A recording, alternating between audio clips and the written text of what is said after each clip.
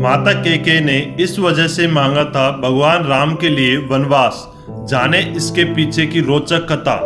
रामायण की कथा के अनुसार माता कैकेयी ने अपने पुत्र को राज सिंहासन पर बैठने के लिए भगवान राम को 14 वर्ष के वनवास पर भेजा था। भगवान राम के लिए राजा दशरथ से वनवास मांगने के बाद माता कैकेयी को समस्त संसार में घृणा का पात्र बना दिया था।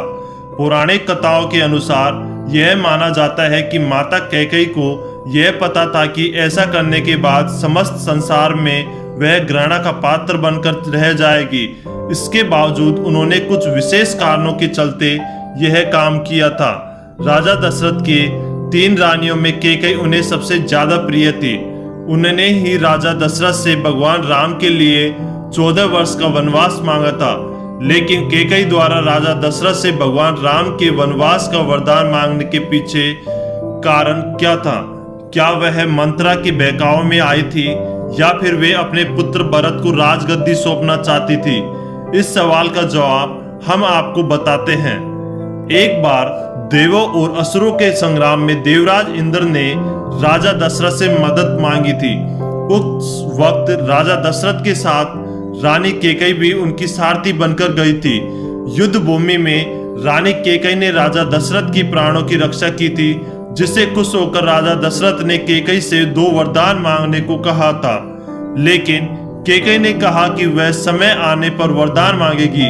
आगे चलकर कैकेयी ने अपने दोनों वरदान दशरथ से मांगे, जिनमें एक श्री राम के वनवास से जुड़ा था और दूसरा कि उनके पुत्र भरत को गद्दी पर बिठाने से। लेकिन ऐसे वरदान कैकेयी ने मांगे क्यों?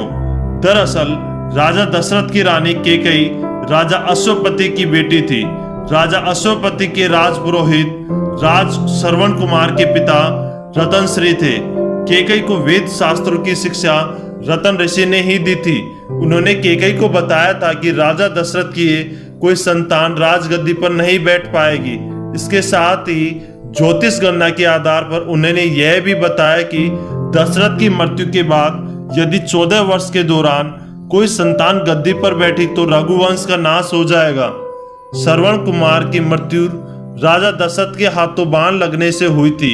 इसके बाद श्रवण कुमार के माता पिता ने राजा दशरथ को श्राप दिया था कि जिस तरह से वे पुत्र के वियोग में मर रहे हैं, उसी तरह राजा दशरथ की मृत्यु भी पुत्र वियोग में होगी।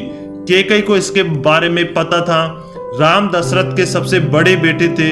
राजा दशरथ की मृत्यु पुत्र वियोग में होने का मतलब था कि राम की मृत्यु।